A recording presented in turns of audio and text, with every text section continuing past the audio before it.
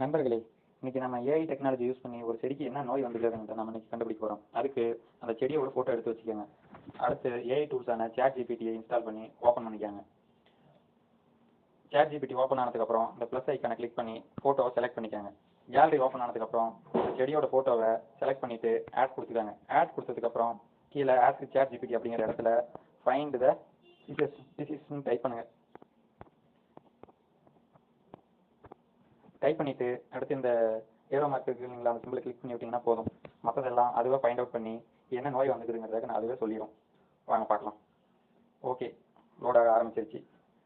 காணப்படும் நோய் பப்பாளி இலைச்சுருள் வைரஸ் நோய். ஓகே, என்னென்ன அறிகுறிக்குதுங்கிறது காமிக்குது. சூப்பர். நோய் பரவ காரணம் என்னென்னு சொல்லுது. அடுத்து சொல்யூஷன் சொல்லியிருக்குது. அடுத்து ஆர்கானிக் மெத்தடும் சொல்லியிருக்கு.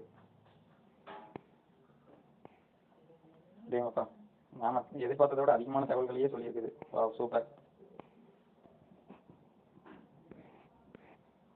இந்த மாதிரி சிம்பிளாக நம்ம லைஃப்பில் ஏஐ டெக்னாலஜி யூஸ் பண்ணுறது எப்படின்னு தெரிஞ்சுக்க இந்த வீடியோக்கு ஒரு லைக் போட்டுட்டு என்னோட சேனலை சப்ஸ்கிரைப் பண்ணுங்கள். தேங்க்யூ.